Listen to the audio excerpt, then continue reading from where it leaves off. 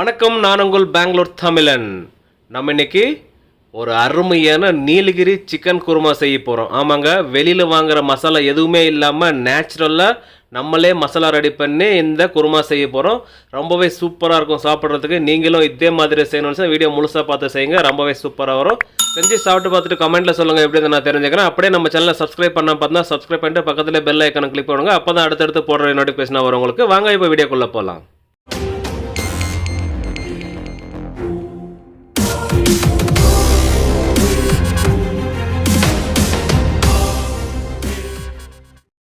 நம்ம இன்னைக்கு 4 கிலோ சிக்கனை வச்சு நீலகிரி சிக்கன் குருமா செய்ய போகிறோம். அதுக்கான மசாலா ப்ரிப்ரேஷன் பார்த்துடலாம் வாங்க.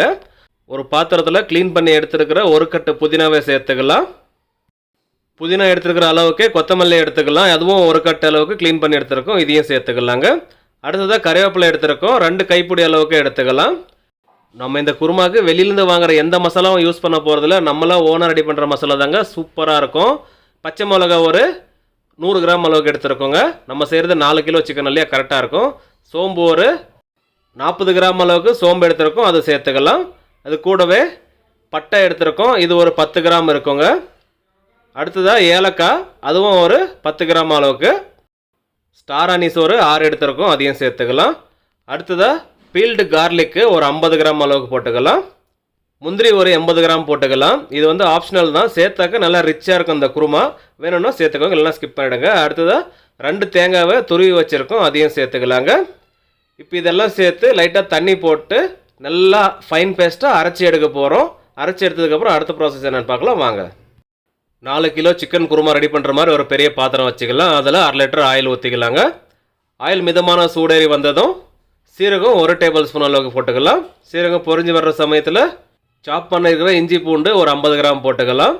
கறிவேப்பிலை கொஞ்சமாக போட்டுக்கலாம். அடுத்ததாக ஆனியன் போட்டுக்கணும். இதுக்காக 1/2 கிலோ வெங்காயம் ஃபைனாக சாப் பண்ணி வச்சுருக்கோம், அதையும் சேர்த்துக்கலாங்க. இப்போ இதை நல்லா வதங்கட்டும், அதாவது கோல்டன் கலரில் நல்லா மாறி வரணும், அது வரைக்கும் இதை வதக்க போகிறோம். இந்த வெங்காயம் எந்த அளவுக்கு வதக்குதோ அந்த அளவுக்கு நல்லா டேஸ்ட்டாக இருக்கும். இதை வந்து பரோட்டா, சப்பாத்தி, கீ ரைஸ் கூடலாம் வச்சு சாப்பிட்றப்போ அவ்வளோ அருமையாக இருக்குங்க. ட்ரை பண்ணி பாருங்கள். இப்போ பாருங்கள், வெங்காயம் ஓரளவுக்கு நல்லா வதங்கி வந்துருச்சு, இன்னும் கொஞ்சம் ப்ரௌன் ஆகி வரட்டும்.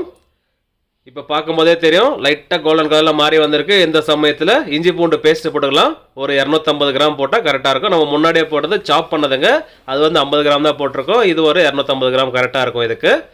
இப்போ இஞ்சி பூண்டோட பச்சை வாசனை போகிறதுக்கு நல்லா வதக்கிடலாம்.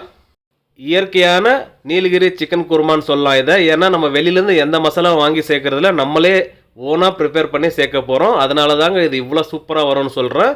தக்காளி ஒரு 1/2 கிலோ அரைச்சி இதில் சேர்த்துருக்கோம். நம்ம அரைச்சி ஊற்றிருக்கிற தக்காளி நல்லா கொதி வந்து அதோட பச்சை வாசனை போகிற டைமில் நம்ம மசாலாவை அரைச்சி வச்சுருக்கோம். அதாவது நீலகிரி சிக்கன் குருமாக்கான மசாலா நம்ம ரெடி பண்ணோம்ல, அதை அரைச்சி வச்சுருக்கோம். அது முழுசாக சேர்த்துக்கலாங்க. இதோட கலர் பாருங்கள், நல்லா க்ரீனாக இருக்கா. இதே மாதிரி தாங்க அந்த குருமாவும் நல்லா க்ரீனாக இருக்கும், பார்க்குறதுக்கு சாப்பிட்றதுக்கும் அட்டகாசமாக இருக்குங்க. இப்போ இந்த மசாலா நல்லா கொதி வந்து இதோட பச்சை வாசனைலாம் போகிற வரைக்கும் கொதிக்க விடலாங்க. அதுக்கப்புறம் இதில் சிக்கன் சேர்க்க போகிறோம். இப்போ பார்த்தாலே தெரியும் நல்லா கொதி வந்துட்டு இருக்கு இந்த மசாலா. இப்போ இந்த குருமாலாம் உப்பு போட்டுக்கலாம். நம்ம வந்து கல் உப்பு யூஸ் பண்ணுறோம், ஒரு கைப்பிடி அளவுக்கு போட்டுக்கிறோம். நீங்கள் டேஸ்ட்டு பார்த்து தேவைக்கேற்ப சேர்த்துக்கோங்க. இப்போ நல்லா கொதி வந்துட்டு இருக்கு பாருங்கள். இந்த அளவுக்கு வந்ததுக்கப்புறம் நம்ம 4 கிலோ சிக்கனை வாஷ் பண்ணி எடுத்து வச்சுருக்கோம், அது இதில் சேர்த்துக்கலாங்க. சேர்த்துட்டு கிண்டி விடலாம், சிக்கன் வெந்து வரட்டும். என்ன இந்த குருமாவில் தண்ணியை சேர்க்கலையே நினைக்காதீங்க, நம்ம 1 லிட்டர் தண்ணி சேர்த்துருக்கோம். அது வந்து அந்த மசாலா வச்சுருந்த பாத்திரத்தை அலசி அப்படியே சேர்த்துருக்கோம். இப்போ இந்த சிக்கன் கொதி வர ஆரம்பிச்சிருச்சு பாருங்கள். இந்த சமயத்தில் ஒரு மூடி போட்டு மூடிடலாம். 5 நிமிஷம் கழிச்சு திரும்பவும் திறந்து பார்க்கலாங்க. அவங்க 5 நிமிஷம் கழிச்சு திறந்ததுக்கப்புறம் பாருங்கள், அதில் அந்த ஆயில் எப்படி பிரிஞ்சு வந்திருக்குன்னு பாருங்கள். இன்னும் சிக்கன் வேகணும், இன்னொரு 5 நிமிஷம் அதே மாதிரி மூடி போட்டு மூடிடலாங்க. இந்த மசாலாவில் சிக்கன் போட்டதுக்கப்புறம் கரெக்டாக 10 நிமிஷம் வேக வச்சவங்க சூப்பராக வெந்துருச்சு இந்த சிக்கனை. இப்போ ஸ்டவ் ஆஃப் பண்ணிடலாம். பாருங்கள், அந்த நீலகிரி சிக்கன் குருமா எப்படி இருக்குன்னு பார்க்கும்போதே தெரியும். அதோட கலர் பாருங்கள், சுத்தமாக மாறல. இதில் எந்த கலருமே நம்ம போடல, நேச்சுரலாக செஞ்சு காமிச்சிருக்கோம். அதனால தாங்க சொல்கிறேன், இயற்கையான ஒரு நீலகிரி சிக்கன் குருமாங்க இது. இது கூட chapati, parotta, ghee rice, white rice கூடலாம் சாப்பிட்றப்போ அட்டகாசமாக இருக்கும். ட்ரை பண்ணி பாருங்கள். ஓகே மக்களே, நம்ம செஞ்ச இந்த இயற்கையான நீலகிரி சிக்கன் குருமா ரெசிபி உங்களுக்கு பிடிச்சிருந்தா கீழே லைக் பண்ணிட்டு அப்படியே இந்த video friends and family member கூட ஷேர் பண்ணிவிட்டு சப்போர்ட் பண்ணிவிடுவாங்க. நீங்களும் சப்ஸ்கிரைப் பண்ணாமல் பார்த்தா சப்ஸ்கிரைப் பண்ணிட்டு பக்கத்திலே பெல் ஐக்கானும் கிளிக் பண்ணிவிடுங்க. அப்போ தான் அடுத்தடுத்து போடுற நோட்டிஃபிகேஷனாக வரும் உங்களுக்கு. மேலும் மேலும் சப்போர்ட் பண்ணிட்டு வாங்க. மீண்டும் அடுத்த வீடியோவில் சந்திப்போம். பாய்.